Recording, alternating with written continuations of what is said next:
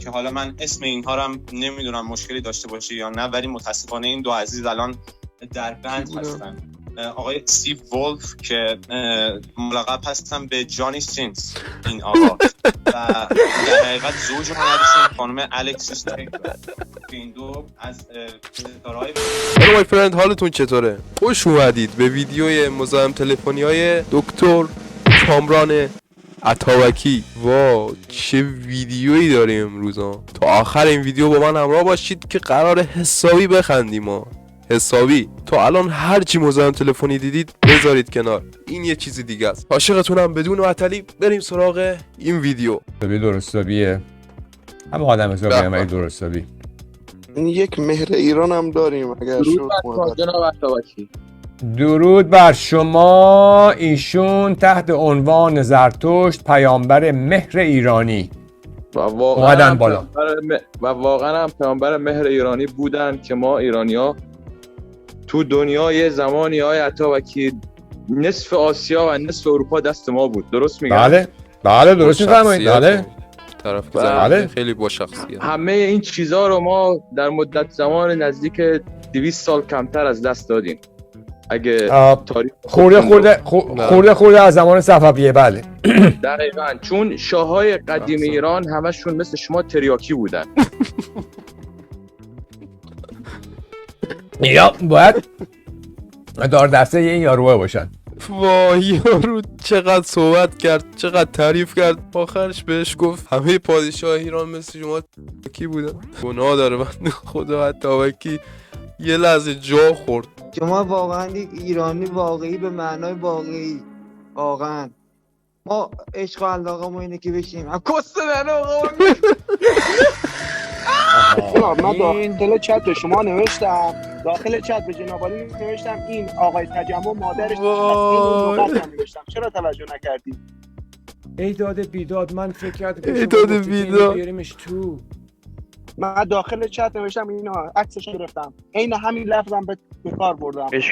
دوستان این که داره صحبت میکنه فکر کنم که ادمین عطابکی باشه.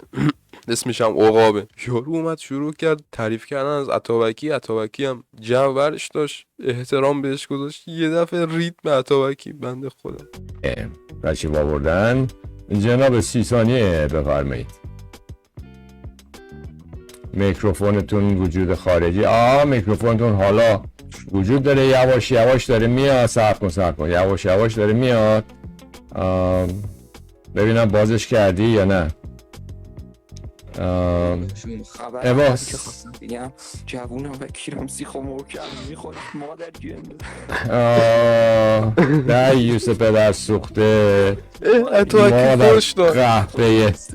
حالا ما دهن منو وا میکنیم، دهن منو وا میکنیم. منتها نمیخوام. خدا رو شکر که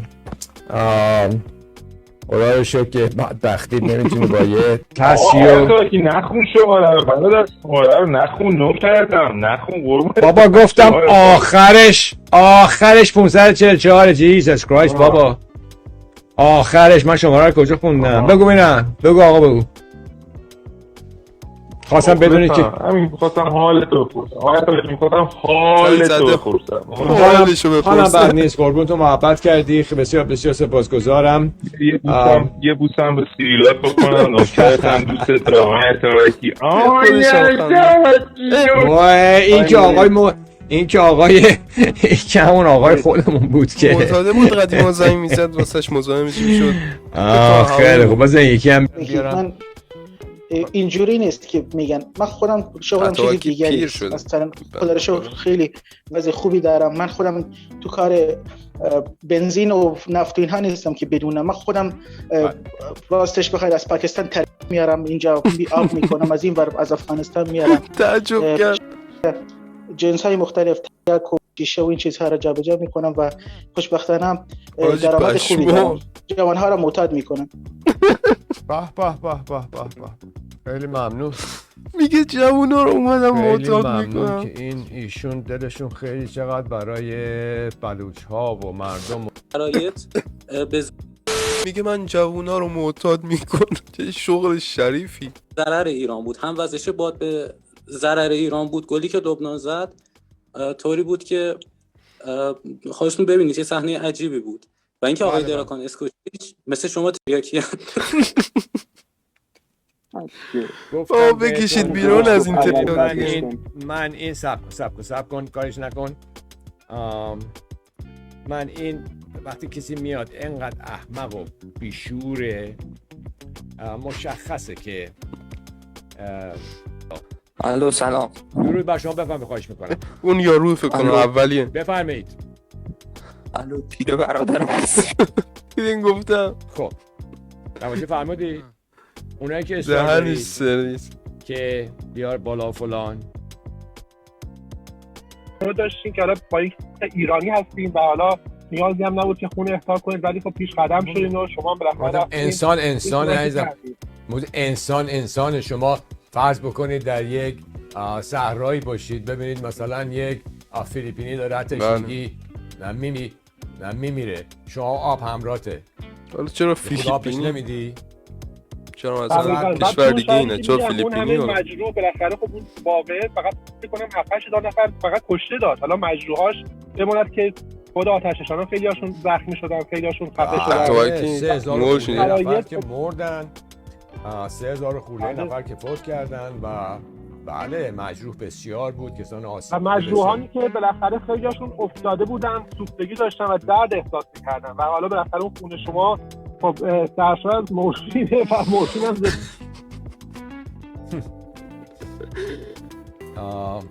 که نشسته و داره با چند نفری صحبت میکنه یه وایسی یه تیکه ازش پخش شده اگه اجازه بدید من اینو پلی کنم یا اینکه اگه اجازه ندید که صحبتمو نه بفهمید چی میگه طولانیه چقدر مدتشه؟ نه در حد مثلا 20 ثانیه است 40 ثانیه است. بله بفهمید.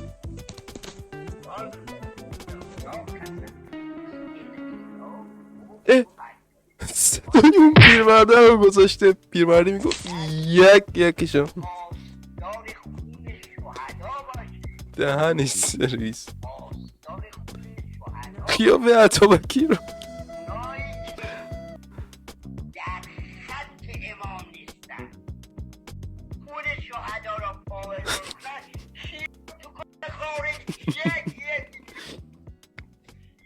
خب اینو اگه امکان داره من خواهیم اونجا توقفش بدید خودتون بفرمایید چه صداش هم درست نمیاد. صدای من میگیرید شما؟ بله خودتون میخوام یه توضیح بدید که مطلب صحبت ایشون راجع به چی بود و انتقاد یا فکر شما چیه؟ مطلبی که شما داره به آدمایی که مخالف هستن توهین میکنه در واقع و میگه که هر کی که مخالفه آدم نیست و بله اونو تا اون حدش رو شنیدیم. خب این رو که حالا خوبه این اعتراض میکنه و فوش میده اونجا هر کی بخواد دم از مخالفت بزنه که میگن اعدامش میکنن اصلا به طور کلی دیگه. صدای دستگام کم بود مثل اینکه درست نرسید. من یه بار دیگه بذارم. نه اون یه کلمات مستحجن استفاده کرد تا اونجایی که لازم بود من شنیدم فکر میکنم هم شنیدن اون نوع کلمات رو من نمیخوام پخش بشه. میخوام حالا شما خودتون یه خود از خودتون بگید شما تیتر دوباره گذاشت نه اینو خواهش میکنم بس دیگه دوباره گذاشت نه دیگه من اینو بیشتر آوردم که با خود ایشون صحبت بکنم به عنوان یک دانشجوی مهندس بیکار حالا گروه پدر این مرتیکه بی پدر مادر که داره این حرفا رو میزنه. راجع به موضوع من این رو هم بیارم بالا ببینم میتونیم با ایشون تماس برقرار بکنیم ببینم که اینا میگن صورتت چه شطرنجی شده ببینم جریان چیه من نمیدونم متوجه نمیشم. بله حضورتون که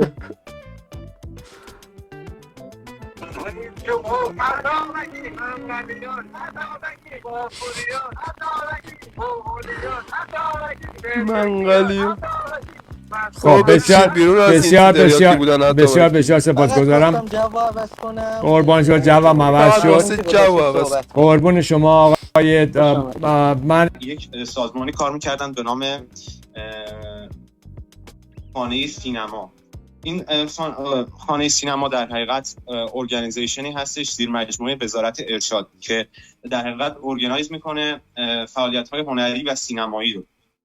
سال 88 آقای اصغر فرهادی از کارگردانان خوب مملکتمون برای ساختن یک فیلم سیاسی اجتماعی به 2 بازیگر خانم و آقای امریکایی در حقیقت دعوتنامه میفرستن که بیان داخل کشور و توی این پروژه ایفای نقش بکنن که حالا من اسم اینها رو هم نمیدونم مشکلی داشته باشه یا نه، ولی متاسفانه این 2 عزیز الان در بند هستن. آقای استیو ولف که ملقب هستن به جانی سینز این آقا و در حقیقت زوج هنریشون خانم الکسیس تک که این 2 از ستاره‌های برجسته سینمای امریکا بودن تا حدود 10-15 سال پیش که متاسفانه الان چون در زندان‌های رژیم هستن اسمی ازشون نیست. اینا در زندان گفتید در زندان رژیم هستن؟ بله زندان رژیم ایران جمهوری اسلامی الان در اوین هستن. ما وقتی صدایی ازش نیست؟ من که تا نشنیده بودم. بله من این رو موثق بهتون میگم. حتی حالا من داکیومنتیشن هایی رو که دارم هم چون به دلیل موقعیت شغلی پدرم الان هم ما هستیم، من واقعا میتونم برای شما اینها رو ارسال بکنم. نه اینا رو برای جانی سین ولی تکساس میگه در بند موشک پشت اتابکی نفهمید آخه چقدر مثبت این باشم. دقیقاً درست میگیم. این در قشم بود. آره من صبح که شیفت کارم تموم شد باید همون مسیر رو برمیگشتم، با ماشین خودم میرفتم. یه حس کنجکاوی من دست داد، گفتم یکم برم نزدیکتر. هنوز دود و این چیزاش بود، یه چیزای معلوم بود. یه ذره من از ماشینم پیاده شدم، نزدیکتر شدم. آقا این دود منقل و بافور بابا بکشید بیرون از این منقل و بافور بدبخت انرژی ساییدین بابا دیگه. نوشتن قیمت بنزین توی سن‌حوزه شده $6. پسرنامه حالا بریم به بایدن رای بدیم. تو جون از نمیدونم شما به کی رای داده بودی؟ بنویس برای من آقای انرژی هست، تو رو خدا راستشو بنویس به کی رای داده بودی تا بگم جون از کجا دره. شده $6 دیگه. داریم جر میخوریم. بخور همچین جر بخورین که جای جر خوردنتون در بیاد. ببخشینا عذر میخوام میگه ببخشینا. خدای بزرگ منظوری ندارم، ولی من خودم رو پاره کردم، خودم رو جر دادم